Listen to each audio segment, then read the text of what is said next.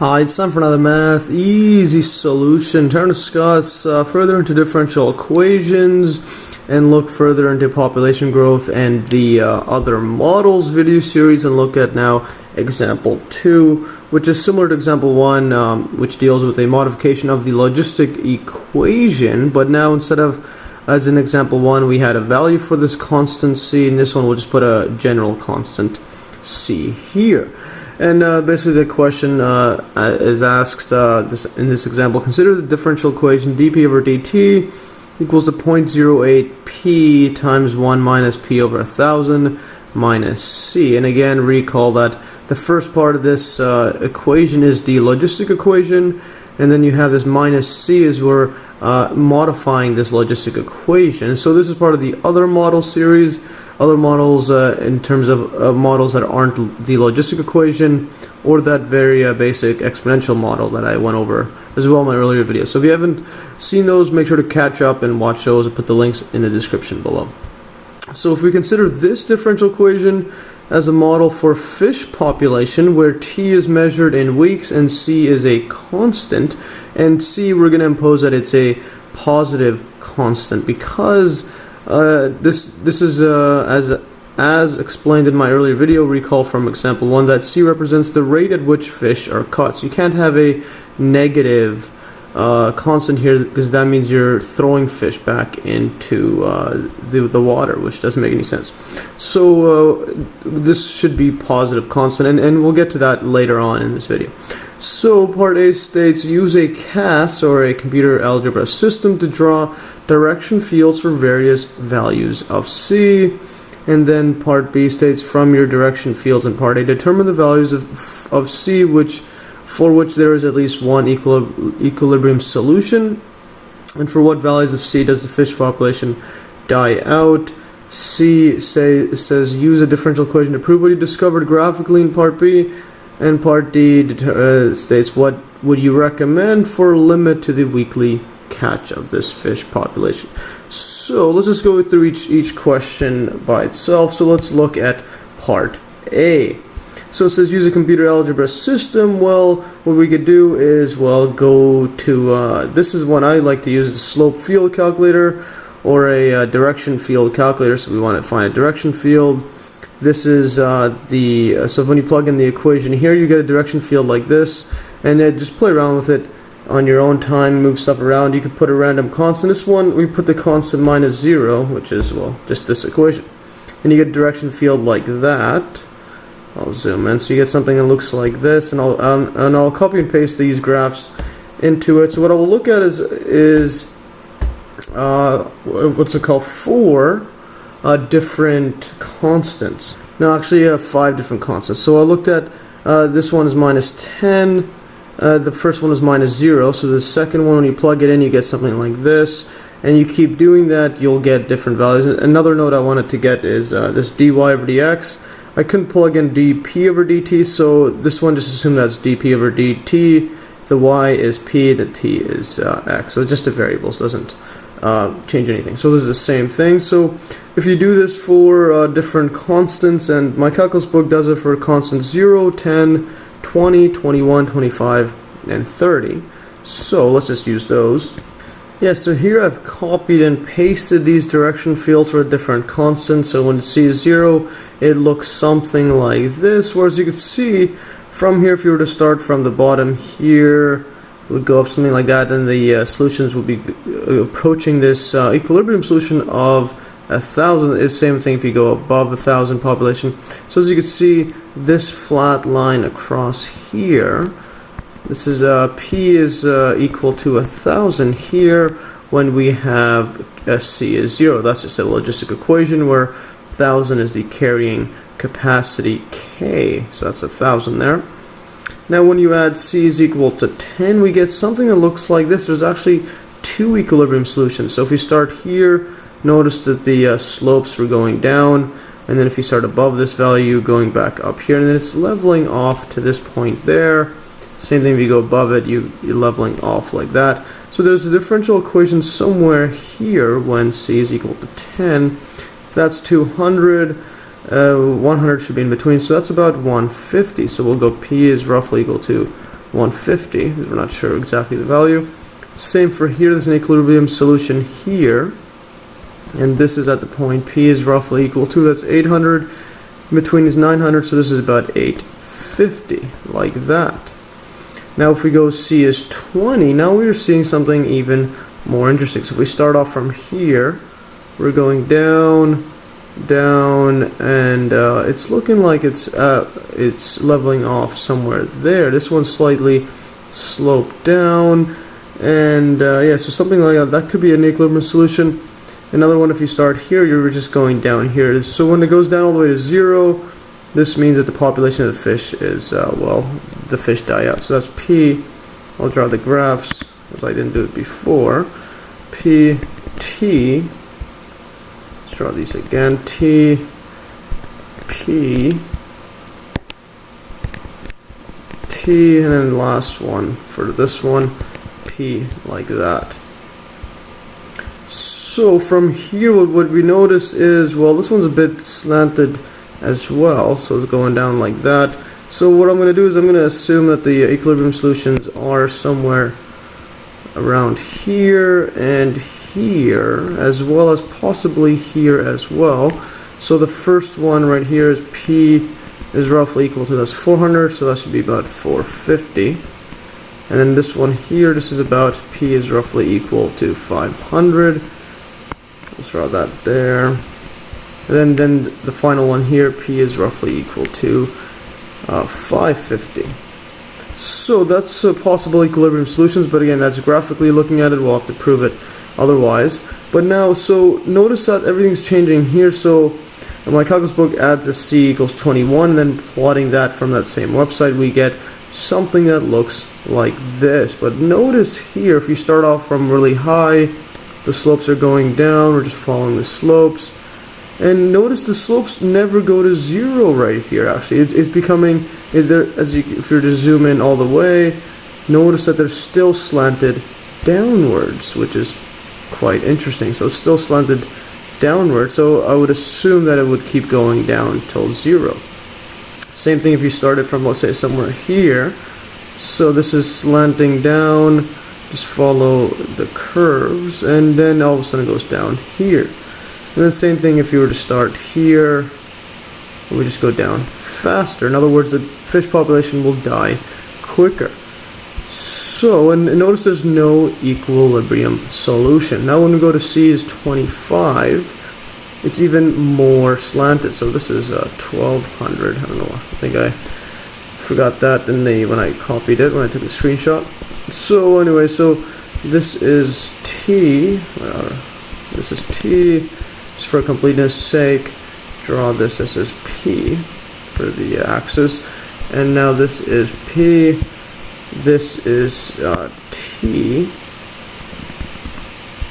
and now what we notice here is, well, just go down, and then etc. This is going down even steeper, so it looks something like that. Start here. Same thing, the solutions of whatever your initial population is, it's still going down, and all the fish population is dying out. So this is P. So now if we start off with this one now is C is 30, so the largest constant here that my calculus book uses. So notice that the slope is even faster downwards. So it's dying off really quickly. It means that you're basically overfishing way too fast. And now let's just look at part B. So those are differential equations from that computer algebra system or CAS that website uses. So now let's look at part B. So it says from your direction fields in part A, determine the values of C for which there is at least one equilibrium solution. And for what values of C does the fish population die out? Well, when we look at these constants, when we have 0, well, we have one equilibrium solution. So we want to know there's at least one equilibrium solution. So C is 0, we have 1. C is 10, we have 2. C is 20, it looks like we may have 3. And then that's the case when I wanted to basically go up by one constant. As you see here, when you go to C21, there is none here. So what this means is, well, and also C25, there's none, it's just getting steeper and steeper downwards. So what this means is, well, graphically speaking, the values would be, well, from 0 to 20 is where there's at least one equilibrium solution.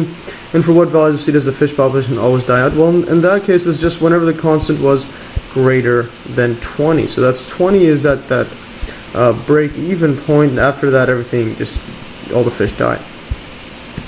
Yeah, now here I just wrote that down. So basically, for 0 is less than or equal to C, less than or equal to 20, there is at least one equilibrium solution. For when the constant C is greater than 20, the fish population always dies out. So that's graphically from these direction fields, that's what we can surmise. Now let's look at part C. And part C says, use the differential equation to prove what you discovered graphically in part B. So basically what we're going to do is use this equation and then solve it for when the derivative, or the dp over dt growth rate, is 0. In other words, that we have a constant population.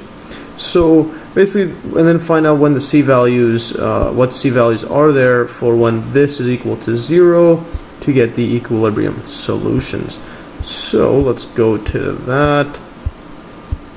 Let's just let's just look at that here, and I've written down this part C. So to prove part B, we can solve for the values of P in which the growth rate dp over dt is equal to 0. Yeah, so to do that, well, we'll just write down our equation. Dp over dt equals to 0.08p, 1 minus p over 1,000, and then minus c. Now what we're going to do is set this equal to 0. Now what I'm also going to do is multiply this inside, so we get a 0.08p. This is going to be inside. Then we're going to have a minus 0.08 over 1,000. Now the p, that's going to be p squared minus c, like that. This equals to 0. So what we end up getting now is, well, what we could do is divide this out by 1,000. And also move this in front, so what we get is a quadratic equation. I mean a quadratic a quadratic equation that we're going to use a quadratic formula to solve for the values of p. And I'll get to that in a bit. So basically I'm going to divide this out, just simplified, 0.08 divided by 1,000. That just means we're moving the decimal place, well, 3 times to the left. That's whenever you have 1,000. Whenever you have the number of zeros here, you're dividing by it, you're just moving the decimal places 3 times. So what we'll have is 1, 2, 3, 4 zeros. And move that in front, so what we end up having is 0 is equal to 0.00. Let's put a negative here, so we'll move the p squared in front. So negative 0.00, 4 zeros, 8 p squared. And then move this in the middle, 0.08 p minus c. So this is what we have. And now to solve for the p values, well, recall the quadratic formula. So recall quadratic formula, and I've done a video on this, a proof of it, so make sure to watch that. In my earlier video, I'll put a link below in the description for it as well. So recall, if we have a 0 equals to, let's say, ax squared, where a, b, and c are constants, we have an equation like this, then x is equal to negative b, that'd be constant, plus or minus square root, and now we have b squared minus 4 times a times c, all divided by 2a, like that. So in our case, what we have is, well, our a value is this negative 0.00008 p, 008, and now what we have, x is equal to p, and our b is 0.08, and our c is negative c, because that's a positive like that. So write that down. Write that down. What we end up getting is p is equal to, try this neater, p is equal to negative b, which is negative 0.08. And then we have plus or minus square root, and now b is again 0.08 squared. squared minus 4 times a, where a is negative 0.0 and then 4 zeros, 8, like that, and then multiply c, where c is negative c, like that. Put the whole square root above, divided by 2 times a, which is negative 0.0008, like that. And now, since we're asked to find at least one solution, what we have this equation, this has at least one solution whenever the discriminant, that is, well, the values inside the square root, is non-negative. That is to say, one real solution, because having a solution involving a negative number inside the square root deals with imaginary or complex numbers, and also that means that you'll never have p is actually equal to 0 in that case when you have a negative number inside the square root, because that doesn't exist in the real realm. I'll go over in that whole imaginary complex numbers hopefully in future videos, but for now, whenever it's negative inside the square root, it's never gonna be a solution in the real numbers. You're not gonna have a real number solution to p in this case. And also again, the discriminant is the expression inside the square root of the quadratic formula. So what that means is this number inside the square root has to be greater than 0. I mean greater than or equal to 0. So it can't be less than 0. So thus the only way that p has a solution to this equation is if we have this values inside, which is 0.08 squared minus 4 times negative 0.0008 negative c. This has to be greater than or equal to 0. That's a discriminant. Otherwise, we're not going to have a solution to the p. So now we could solve for c. That makes it possible to have a solution. So when we do that, first thing we'll do is this 0.08 squared. That's the same as having this. We could do is 8 times that out. I'll just put a note right here. So what we have, if we have this 0.08 squared, this just equals to 0.08 times it by 0.08, or in other words, actually what I'll do is this equals to, I'll simplify this a bit further. So this equals to 8 over, and then if you move the decimal place once and twice, that means, well, we have 2 zeros like that. So this is the same thing as going 8 divided by 100 and squared. So this equals to 64 over, and when you square 100 times 100 is 1,000, or 10,000 actually. You just multiply by the zeros. 2 becomes 4. So 1, 2, 3. This is, and then there's a 4 like that. And again, move the decimal place to the left 4 times. 1, 2, 3, 4. So we'll have 1, 2, and then 3. We'll have 2 zeros, so that this means equals 0.0064. So that's what this 0.08 squared equals to. And then this other one, now you can just multiply by that in your head fairly easily. So what we'll have is this 0.0064 minus, well, actually there's a minus here, a minus, and a minus 3 negative becomes a negative. So we'll just do that, and then 4 times 8 is 32. So then this just becomes, well, 0.000. Now there's 4 zeros, but this is 32, so there's 3 zeros, because we have now, that's equal to 32, like that, when you multiply it out. And then we have the c value, and greater than equal to 0. And now what we're going to do is, well, solve for c. I'm going to move this whole thing to this side, so that what we end up having is 0.0064 is greater than equal to 0.00032c. And now just divide by this 0.0032 onto this side, so we end up having a c. This is greater than equal to, but c is on the other side. Same thing as writing c is less than or equal to 0.0064 over 0.00032. And now what I'm going to do is simplify this further by, well, multiplying this by, what is that, x? multiplying this by on the bottom here to get rid of these decimal points. So to get rid of it, we have to move the decimal place all the way to the right here. So this is 1, 2, 3, 4, 5. That means we need to have 5 zeros. That's 5 zeros like that.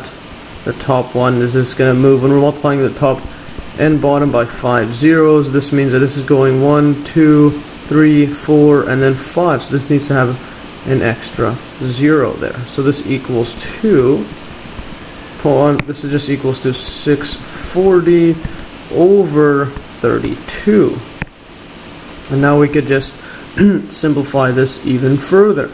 Dividing both sides here. This one goes into 8 evenly, so divide by 8 goes 4, and this one we could also divide by 8 because this is 64. So this goes into 80 times 8 times 8 is 64. So the 80, divide this out by 4, we get 1. Divide 80 by 4, we get 20. So this means this equals to 20. In other words, we have C is less than equal to 20. And now what we have is, well, also as explained early on in the video, since you can't catch a fish at a negative rate, that just means you're throwing fish into the water, ocean or sea or whatnot, or pond. So C can't be less than 0. So thus, for C is between 0 and 20, or C is greater than equal to 0, or less than or equal to 20, there is at least one value of P such that dP over dt equals 0. In other words, that is an equilibrium solution. So basically, this shows that C needs to be less than or equal to 0 in order for this discriminant to be non-negative, which means P will get a solution to this differential equation when you set it equal to 0, thus getting your equilibrium solution. And now the next part is, the next part of the question was at what C values does the fish die out? Well, for C is greater than 0 and greater than 20, the population always dies out. In other words, dP over dt is less than 0, and you can prove that this growth rate is always negative, because if one p-value is negative, then all must be negative, because in order for it to go back to positive, it must first become 0. So in other words, if you have a growth rate that's negative, to go to positive, it needs to transition smoothly over to the positive side. But to do that, it needs to cross that 0, which is proven not to be the case. Which is proven not to be the case for C is greater than 20. That's in this case here. So C is always less than or equal to 20. That's the only time when the differential equation is 0, or when the growth rate is 0. So it can never go to 0 when C is greater than 20, and that means, and also from all the graphs you see, any point you plug inside, you're going to have a negative value, and then you can't go to positive from that. And this is also because the function is continuous since it is differentiable. In other words, it's just a simple polynomial function, and I've done a video on whether a function is differential. Make sure to see that. I'll put that link in the description below. So all you have to do is find a value of where the growth rate is negative, and then it's never going to go to 0. And one value is, if you just plug in P is equal to 1,000, we get 0.08 thousand. 1 minus 1,000 over 1,000. And now this is just 1, this is 1 minus 1 is 0, and we also have the C value right here. So this goes to 0, and what we get is a negative C. So if C is greater than 20, this is always going to be negative, like that. And then that's one value, and then you're never going to get back to positive because C is too high, because you get a negative discriminant. So let's look now at the last part of the question. What would you recommend for a limit to the weekly catch of this fish population?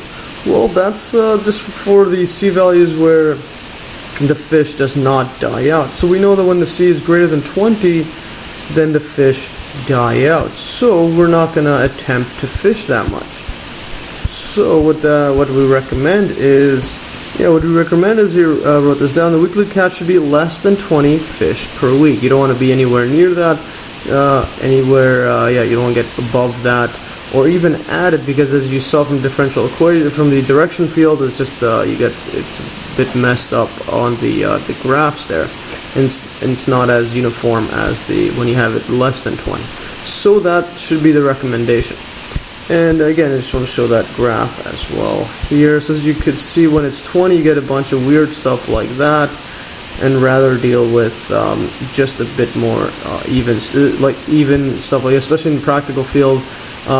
It's not always going to follow the model perfectly, so you don't want to go too close to the theoretical limit, because in that case your fish might die out even when you're slightly below it. Anyways, that's all for today. If you learned from this pretty interesting video on modeling fish populations, also using these models to provide a recommendation for the amount or the rate at which you should catch fish, which is something pretty useful when you work in the field, that you could actually use these differential equations to model what people should or should not do in such industries as fishing. Anyways, that's all for today. If you learn, like always, you can download these exact notes in the link below. Thanks for watching, and stay tuned for another Math Easy solution.